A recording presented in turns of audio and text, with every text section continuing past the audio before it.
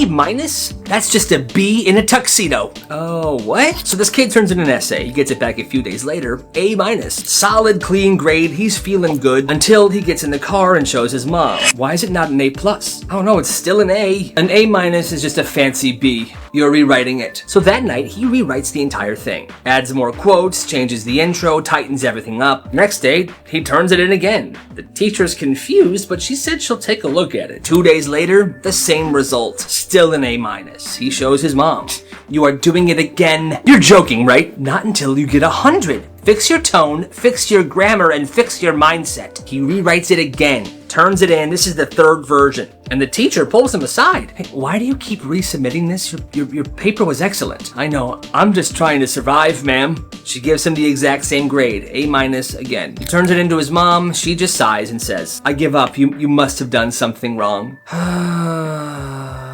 And that's the day he learned. Sometimes it's not about the grade. It's about your mom's permanent disappointment. Poor kid. Yo, did they lock the vending machine? Yeah, after what happened to Steven. What happened to Steven? So this kid Steven, 7th grader, he's got a total sweet tooth. Well, one day during lunch, he brings like $15 in change. Dumps it in the vending machine and he goes to town. 6 honey buns, 2 Pop-Tarts, and a pack of powdered donuts. Back to back to back to frickin' back. Now, a teacher walks by and says, hey, that's a lot of sugar, buddy. It's my money and it's my stomach. 2 periods later, Steven is in PE and he's running laps when suddenly he stops dead in his tracks. Hands on knees, face pale, and then he pukes everywhere. Like a full cinnamon glaze explosion all over the gym floor. Janitor shows up unfazed because, of course, janitors are freaking awesome. Well, after that, the principal has a full-on panic attack. The school blames the vending machines. The next morning, padlocks are on both machines, all the snacks have been taken out, and there's a sign there. Until further notice, snacks are suspended. Now kids are furious with Steven, like he's a freaking honey bun villain. Every time Steven walks down the hallway. Thanks a lot, Steven. Really could have used a Pop-Tart today, man. Screw you.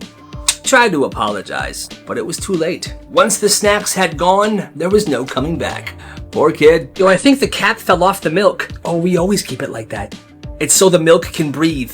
I'm not drinking that. It was this dude's first time visiting his friend's house, and everything seemed normal for like 5 seconds, you know. He walks into the kitchen and he notices that there are no lids on anything. No cap on the milk, no lid on the orange juice. Peanut butter jar open, the soap bottle open. Hey, you guys forgot to put the lids back on, everything. Nah, bro, my mom says lids trap bad energy. Everything's gotta breathe. Even the milk. Especially the milk. He watches in horror as his friend pours himself a glass of milk from the open jug. He sits down for dinner, and he notices this kid's mom is bringing over a jar of spaghetti that's been sitting out on the stove all day without a lid, and earlier in the day he saw flies around it. She notices this kid's uncomfort. Oh, don't worry, sweetie, this is all still good. It just had to breathe all day. At one point, he looks over to the kitchen counter and he sees the dog licking the butter that's sitting on the open butter tray. Hey, what? And nobody's saying a word about it. Throughout the entire meal, he's pushing his food around, pretending that he's eating it, but he's not gonna touch this stuff. And everybody else is chowing down like it's a Thanksgiving meal. After that, he always gave an excuse whenever he was invited back to that house. Oh, sorry, my mom said I can't, leave the house on Tuesdays. Because to him, one visit to the no-lid house was enough for a lifetime. Yeah, I agree. Oh my gosh, we made our first $2. No, we actually made $1. We gotta pay the security guard. Here. In some neighborhoods, kids run lemonade stands. You know, cute little summer businesses, 50 cents a cup, smiles all around. Not on this block, though. On this block, you needed protection. Every Saturday in this one neighborhood cul-de-sac area, these kids would all set up their lemonade stands. Some were different. Some had like strawberry lemonade, others had regular lemonade, some was selling like fruit punch. You know, it was a nice little thing that the neighborhood kids were doing. Anyway, they'd be all set up and they're good to go. But then here comes this 8th grader. Bike gloves on, backpack over one shoulder. He pulls up to the first stand. Nice stand you got here.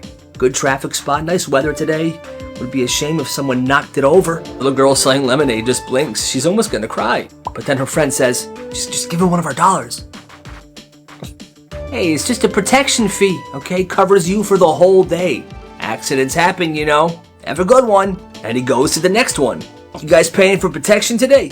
You know, kids are scrambling. They're digging in their shoebox of change. Hands over $1. He nods. Pleasure doing business with you. And just like that, he's off to the next lemonade stand. Kid made $12 in fees that Saturday alone. Now, this guy wouldn't just take the money and leave. And although he came off kind of tough and mean, he actually would stay there all day and watch over these lemonade stands. So I guess they actually were paying for protection. Now, it was a pretty nice neighborhood, so nothing ever actually happened. But, hey, you gotta respect the hustle, I guess. At Logan's house, there was one rule. Don't go near the piano room, ever. His mom said it was off limits, for emotional reasons. His dad called it a sacred space. And anytime a guest walked past the room, the family would act weird. Nothing to see in this room. One time, Logan's friend leaned on the door and the mom freaked out. So I was thinking that we can go to the, hey! Oh.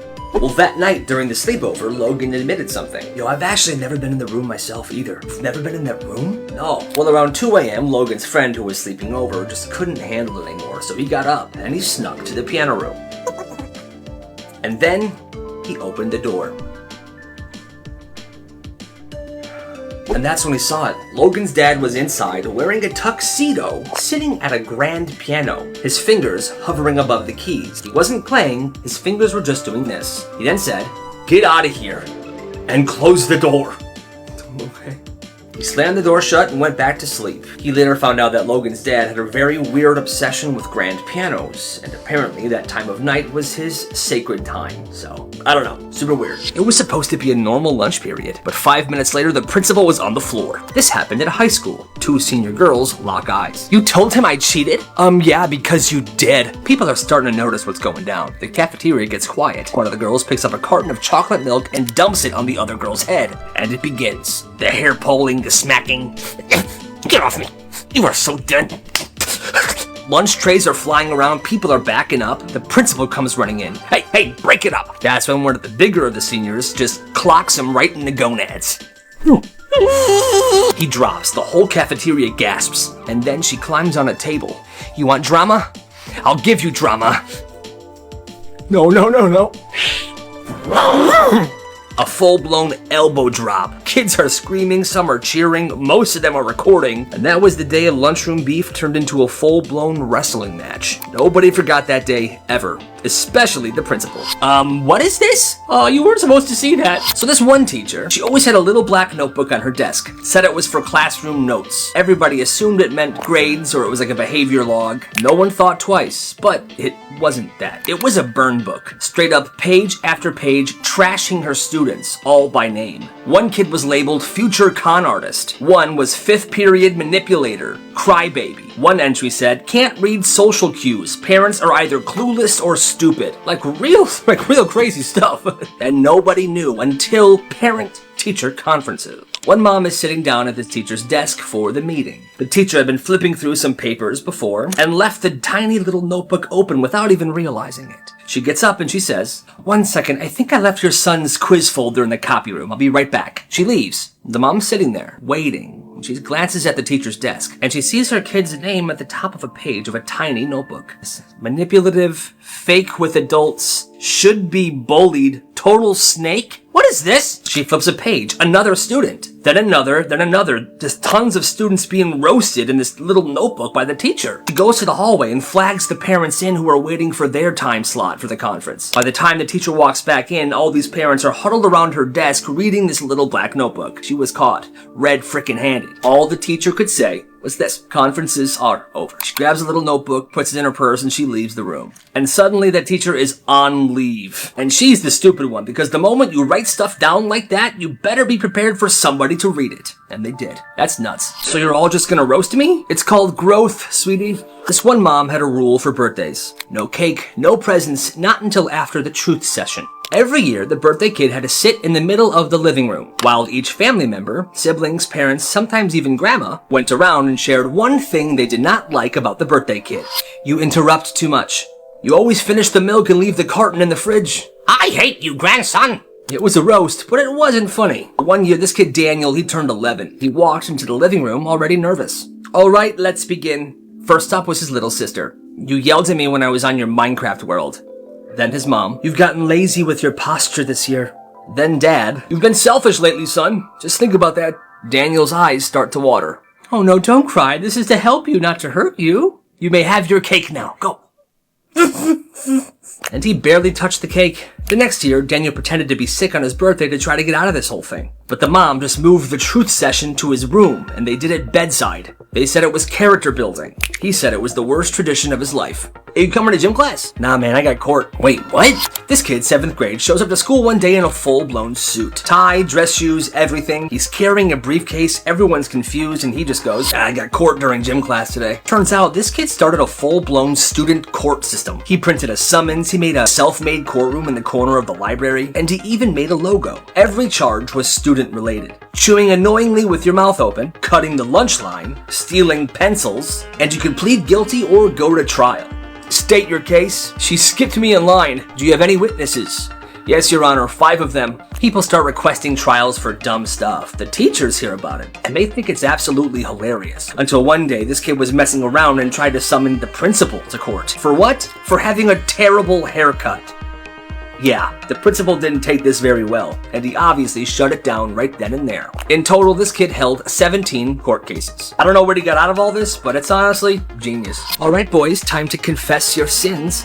I just want to play Mario Kart. So one time, this kid got invited to a sleepover, and it was pretty normal until bedtime. At exactly 9 p.m., this mom walks into the kid's room with a clipboard. Big smile, and she says, okay boys, time to log your sins for the day. This kid thought she was joking. No. She passes out worksheets to the 2 kids. The top of the page says daily sin accountability. Bro, what if I didn't sin today? Everybody sins every day. Just think of something. So they're sitting there. This kid's half asleep. His friend is writing very jubilantly, like this is a normal thing for him, because it is. This mom does this to them every night. And he's there just trying to think of what's going on. So he's writing stuff like, took the last Pop-Tart, thought about punching Gavin today, laughed when Gavin fell off the couch. It was a full confession session, and the mom was taking notes. And if you forgot something, she would help you. Did you think anything bad today at all? I am right now. What? Nothing. They weren't allowed to go to bed until the mom was convinced that they had every sin accounted for. The next morning, he woke up and he noticed that the mom had put their sins on the fridge, like a leaderboard. He never went to that house ever again. And honestly, I wouldn't either. That's freaking creepy. Yo, what is that?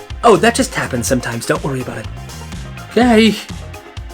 This kid's standing in the lunch line, bored, hungry, then he sees it. Something's moving by the nachos. It's tiny, it's hard to see, but something is definitely moving by the nachos. He squints and looks a little closer. Tiny legs, tiny wings, bugs everywhere. But it's just right at the cracks, like he noticed it, but other people might not have. He pulls out his phone and zooms in. Oh, it's worse than he thought. The next station, the pizza station, same thing. He's zooming in the cracks, and there's just bugs crawling around everywhere. He shows the lunch lady. Ma'am, we got a situation here. Oh, that's just the way it is sometimes. Excuse me? He's like, I bet, and he goes to the principal's office. Shows the principal. He looks at the pictures, and the principal's acting kind of suspicious now as well. Well, thanks for letting me know. You can delete those pictures now. We're gonna take care of this. Kid's like, you sure, man? Yeah, it's handled. Appreciate it. Go back to class. Delete them. We're good. Kid nods and he walks out, but he did not delete those pictures at all. That night, he posts the pictures online and he tags the school and the health department. By 7 a.m. the next morning, parents are blowing up the school's phones, emails flying, screenshots posted everywhere. It's a mess. At lunch, the cafeteria is like chained off. The health inspector's there. Full-blown investigation. Shortly after that, the principal gets on the loudspeaker. Effective immediately, lunch service is suspended until further notice. And once the health inspector got an even closer look, school had to be shut down for 4 days. Kid's a legend. And to this day, they still call that the Great Cafeteria Shutdown. Is this gym class? Worse. Mascot tryouts. It started with a flyer. Mascot tryouts, Friday, gymnasium. Winner gets the suit. There was a few signups on the sheet already, but this one freshman was really taking this seriously. He wanted to be the mascot. So he attends the tryouts. He shows up in gym shorts and he brought a water bottle. He's ready to wave, dance, and maybe do a backflip or something. Whatever mascots do, you know? Well, he walks in and the bleachers are packed. The gym is set up like a full-blown obstacle course. We're talking cones, hurdles, floor mats, tunnels. And the seniors are lining the walls, each of them holding a dodgeball. He's confused. He's like, what the heck is this? Well, one student with a clipboard stands up and shouts, "Contestant 7, step up, please." And that's him. He steps up to the line and he's about to go through this obstacle course. The whistle blows. The first section, crawl under chairs without tipping them. Easy. Next were the hurdles. He clears them. Then he hits the gauntlet. He has to get from one side of the gym to the other. But as he crosses, the seniors with the dodgeballs are chucking it at him. Well, he tucks and he sprints. He takes one to the face, but he keeps moving. He makes it through and the gym is going crazy. The final challenge is called Protect the Cone. It's a single orange traffic cone sitting on a mat. They hand him a foam baton and say, all right, final challenge, don't let anyone touch the cone for 30 seconds. Okay. And suddenly students are charging towards the cone from every direction. He spins, dives, blocks one with his leg, and time. The gym erupts. Then quiet. The judges, who are just seniors in safety vests, they huddle up. Judges, come on. So what do we think? Huh? After a few seconds, one of them yells, we have a new mascot! They hand him the suit. They tell him first game's on Friday. And he shows up. And he absolutely crushes it. This is absolutely insane. So Rampart High School was a blue ribbon school. Good grades, solid reputation, but they had barely any money. So the principal has an idea to rent out the gymnasium to make some extra cash. And someone comes up, they want to use it on a Saturday. They say it's just a small event. The guy says, yeah, it's for a church dance, 7 p.m. to 9 p.m., 1,000 people max. Well, Saturday night hits, and it's a full-blown rave. Lights, fog machines, thumping bass, it's packed. Over 5,000 people show up. People are drinking, there's a bunch of other crazy stuff going on. And this isn't just a rumor, it was on the news. Here's the article. See, 5,000 people. What is this? The superintendent said this was a major mistake and that they were manipulated by these guys. The rave went on from 6 p.m. to 6 a.m. all frickin' night. The company that threw the rave said that they never lied and that kids will be kids, but come on, who would do this? After the rave, the gym was completely destroyed. And I mean like destroyed. The floors, the bleachers, everything. The gym could not be used for the rest of the school year. People start calling the school Ravepart instead of Rampart. And whenever a student from the school's choir sings the national anthem at a school event, they always end it with this. And the home of the rave. Home of the rave. This has to be the weirdest sleepover ever. Everything was chill until about 6 p.m. Sleepover's been going smooth, pizza, Mario Kart, chillin'. Then suddenly his friend goes, oh, my stomach hurts. At first he just shrugs it off. By 7 p.m. it got worse. It's on the floor, groaning. His mom's panicking. Honey, are you okay? It hurts so bad. We're going to the ER right now. That's when he says, wait, what about me? You stay here with Grandma, sweetie. Bye. What? Door slams, tires screech, they're gone. Hello there. I'm Grandma. Hi. Wanna watch Wheel of Fortune? Sure.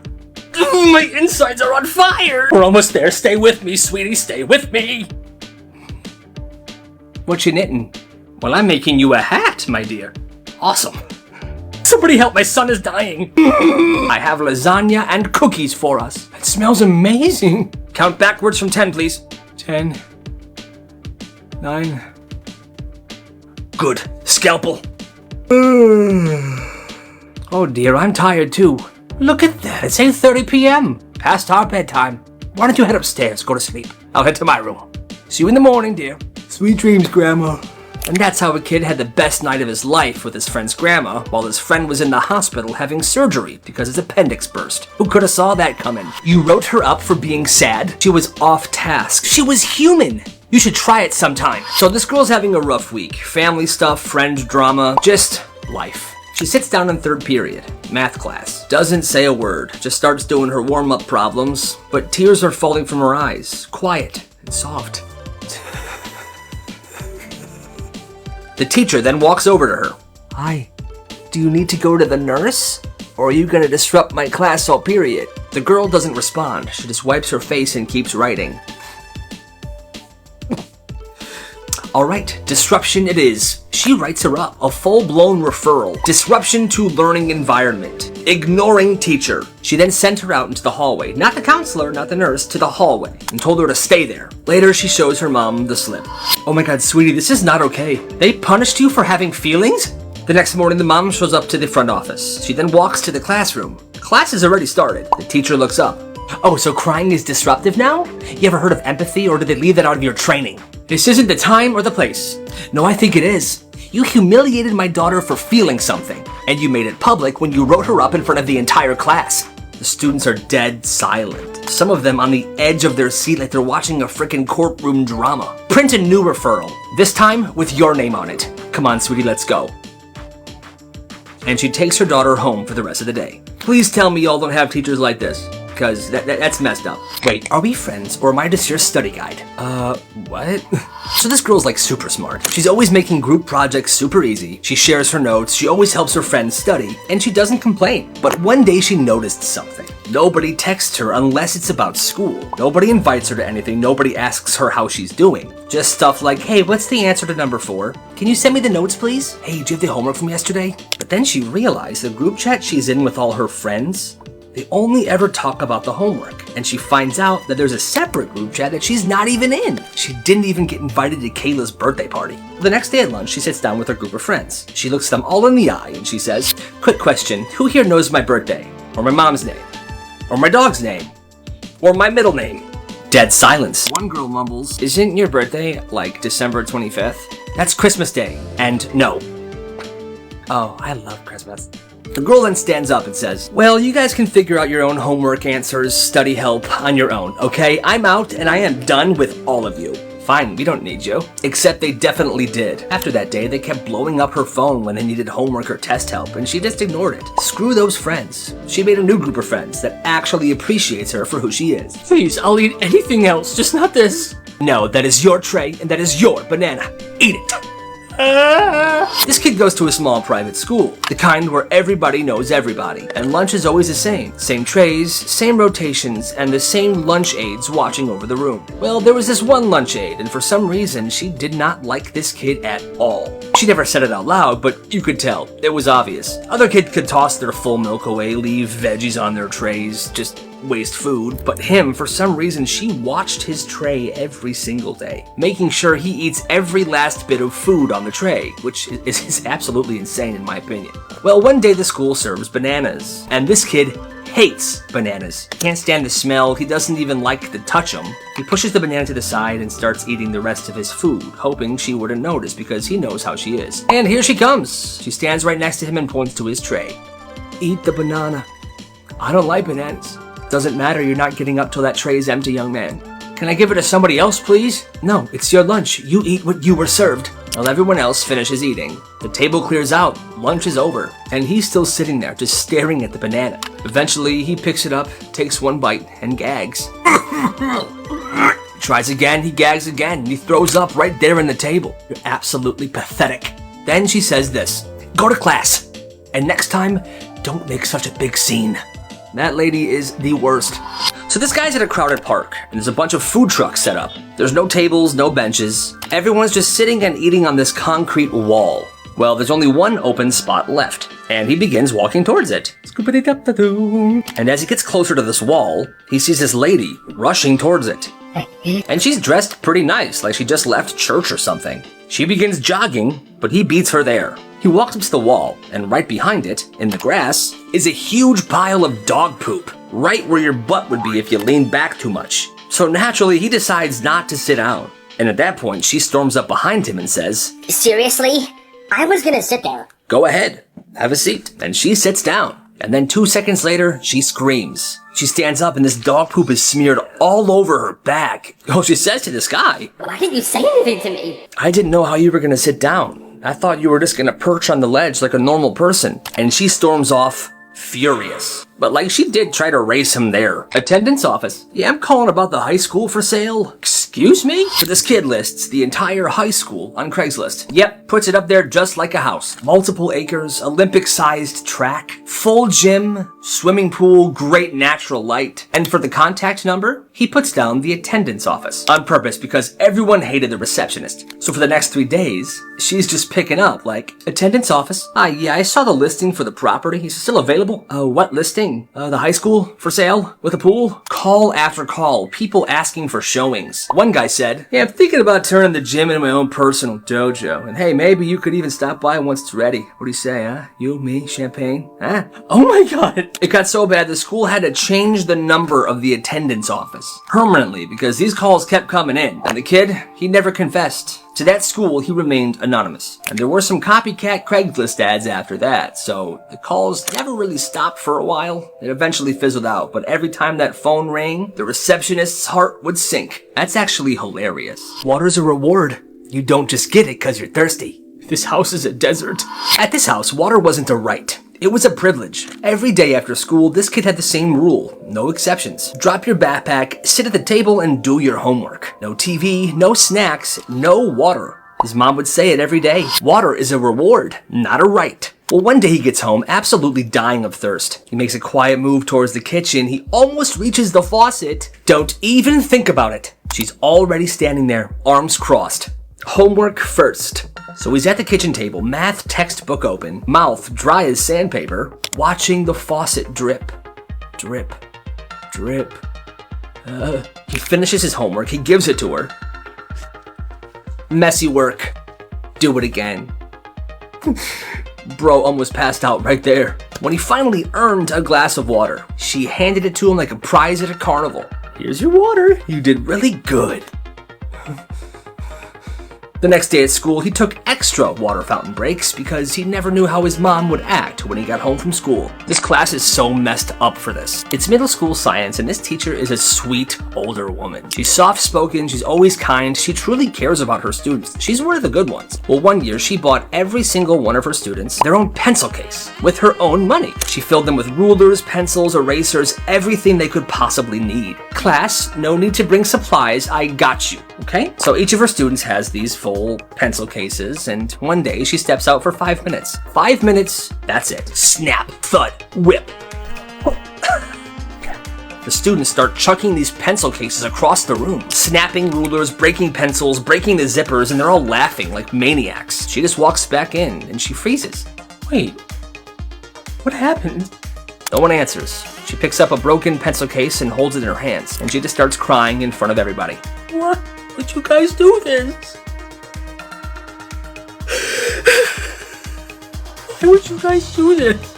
Super messed up. Well, the next day she comes into class. She says this. Class, I'm so sorry for getting upset yesterday. That was not good of me. I should have been more composed. I just wanted you guys to have everything you needed, okay? Anyway, I brought you all some candy. And then she gave them candy. Dude, they were the ones that should have apologized to her. She was one of the best teachers in that school. And students who were in that class say that this messes them up to this day. Which it should. The legend of this school wasn't a student. It was the gym teacher, Mr. Lev. One day, during morning drop-off, he's out by the curb, helping kids get into the school while a bus pulls in too sharp and hits him. Full body contact. All right, guys, head on in there. The bell's about to ring. Oh, no. He goes flying. Like, it looked pretty bad. Everyone in the bus is screaming. Oh, my God. You killed him. Oh, God. But what does Mr. Lev do? He stands up, walks onto the bus and goes, is everybody okay in here?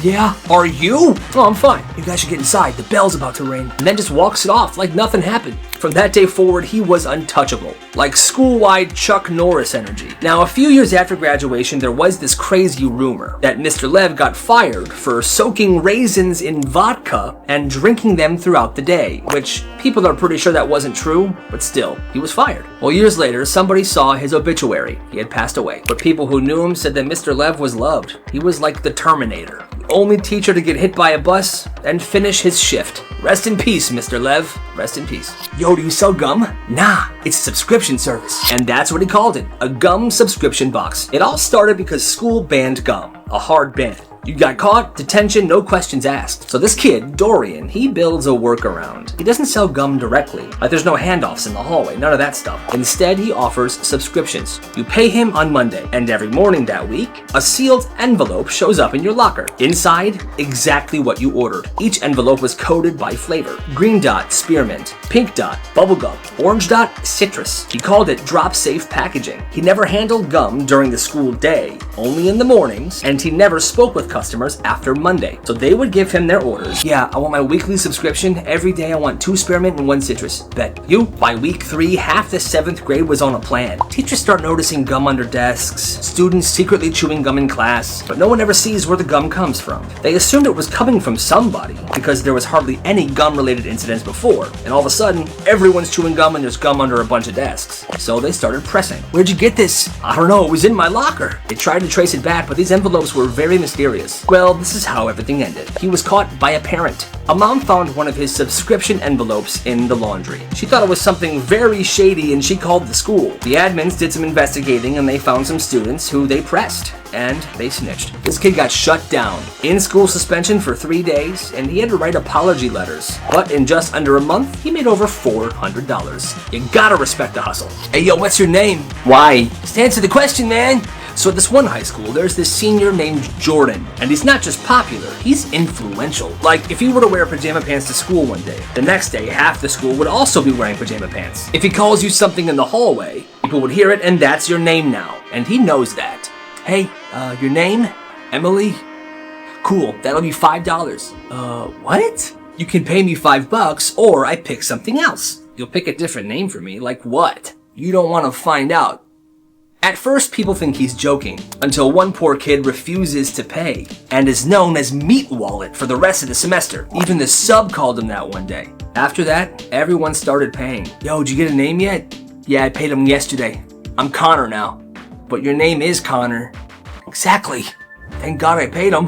By homecoming, he made over $200. One kid's name is still Pockets, and no one knows why. This was a pretty small town school, so that's probably why something like this was flying around. But in the end, he wasn't just selling names. He was selling protection from pure humiliation. Weird hustle, but I respect it. আরে bench সাহেব, নতুন নতুন সম্বন্ধ তো তাই চিনতে পারেন নাই।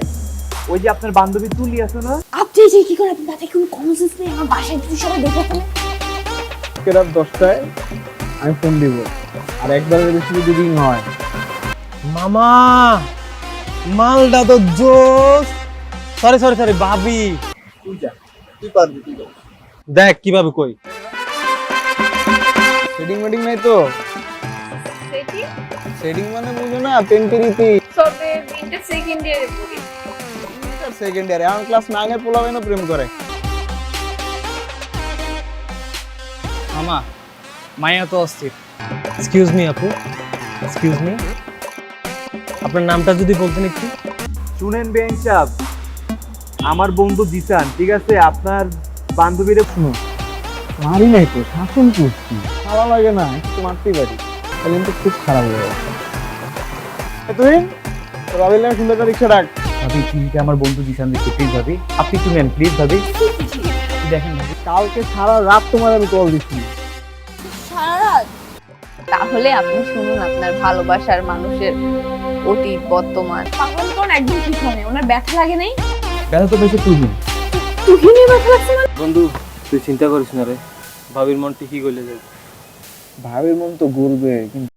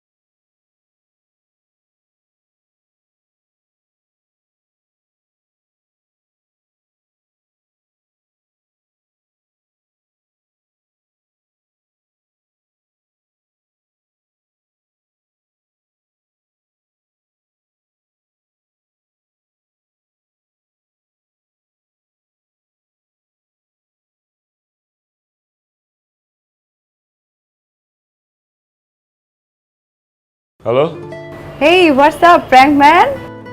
কে? একটু হলেই তো তোমার ফোন হাওয়া হয়ে যেত। তুই তোর ফোন আর কোনোদিন পাবি না। কেন? তোর বাবা তো তোর ফোনটাকে একদম আছাড় দিয়ে ভেঙে শেষ, এমনকি পানিতে চুবাইছে। আউট অফ কিউরিওসিটি হয়তো দেখা করব, but I am not that much easy, always remember. আজকে যদি তারাটা থাকতো আজকে তো দিতাম একদম। এই খালি স্কার্টেন গার্ডেন। এই যে আপু, এসব গার্ডেন ফার্ডেন যায় না, আমার ভাই ব্রাদাররা আছে, আপনার একদম কামড়ায় দিবে। না না না ব্রো, এই যে আপনার ফোন প্র্যাঙ্ক ছিল ব্রো, চিল চিল চিল। রাকিব ভাই, আপনি এসআই রাকিব ভাই না? আপনার কথা আমি অনেক শুনছি। আপনি কিন্তু মানে বুঝের লোক। টেজে তোলেন। এই হোসেন আলী, ক্যামেরা আগেই কইছিলাম আমার বস ফেমাস। হ্যাঁ ভাই একটু যদি ধরতে। হ্যাঁ হ্যাঁ শিওর। তো কিভাবে যে কনফার্ম হয়? এটা তো এদিকে না, 3 নাম্বার গেট ওইদিকে, শঙ্কর গলি বোধহয় গেটের বাইরে। আপনি ভুল আসছেন, যান। ভুল আসছে, কিন্তু আমি কি চিনতে পারবো? ও আচ্ছা, আপনি দ্যাট বোরখা গার্ল।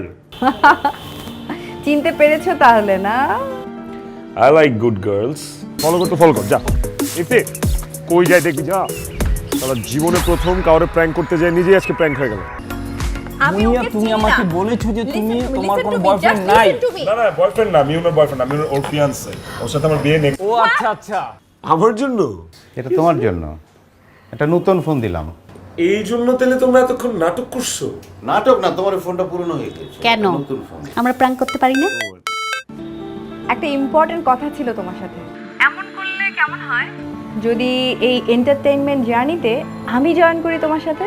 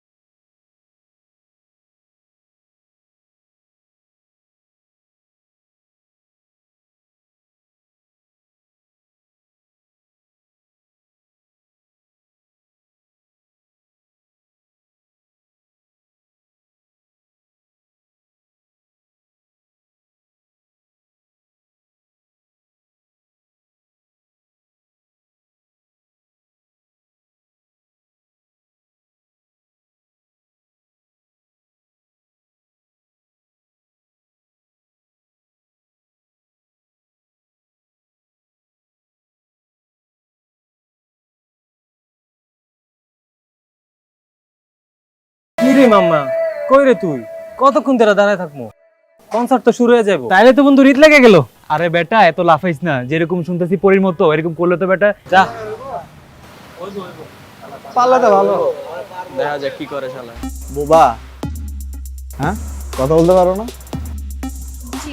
বিয়ান সাহেব, আসসালামু আলাইকুম বিয়ান সাহেব। Excuse me. তাই তো কেন ফোন যায় না? না, তোমার নাম্বারটা তাড়াতাড়ি করে বলো। ঘন্টার পর তো গার্লফ্রেন্ডের লাগে ওয়েট করতে পারো, আর বন্ধুর লাগে 2 মিনিট ওয়েট করতে পারবা না? ও এখন আমার দোস্ত, তাইলে তো বন্ধু রীত লেগে গেল। আরে বেটা, এত লাফাইস না, যেরকম শুনতেছি পরীর মতো এরকম করলে তো বেটা বাদ দে, কালকে 4টা দেখা হবে। ঠিক আছে মামা। ঠিক আছে মামা, ঠিক মতো যা। শালা পারলাম না রে। আরে তোর তো হাওয়াটা একটু হয়ে গেল।